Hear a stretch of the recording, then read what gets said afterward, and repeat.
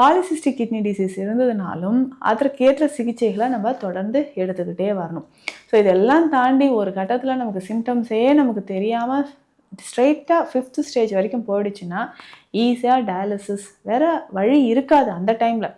So நம்மளுடைய லைஃப்பை save பண்ணணும் அப்படின்னு சொன்னால் டயாலிசிஸ் ஒரு முயற்சியாக அப்போதைக்கு நமக்கு ஸ்டார்ட் செய்தாலும் அதுக்கப்புறம் கொஞ்சம் கொஞ்சமாக நம்ம உணவு முறைகளும் இயற்கை மருந்துகளும் நம்ம ஃபாலோ பண்ணும்போது நல்லாவே நமக்கு ரிசல்ட் கிடைக்க ஆரம்பிக்கும்.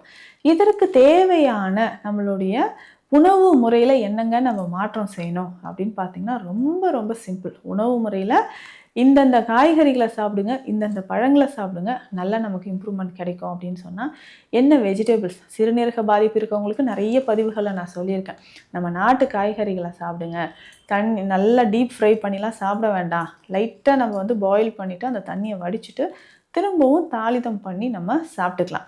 இதில் முக்கியமாக இந்த சாம்பல் பூசணி அப்படின்னு சொல்லுவோம், வெள்ளை பூசணி, தவறாமல் தினம்தோறும் இந்த வெள்ளை பூசணி நிறைய பேர் இதை விட்டுருவாங்க. ஆனால் வெள்ளை பூசணி எடுக்கும்போது அந்த சிறுநீரகங்கள் இருக்கக்கூடிய மைக்ரோ வெசல்ஸ் நமக்கு டைலேட் ஆக ஆரம்பிக்கும்.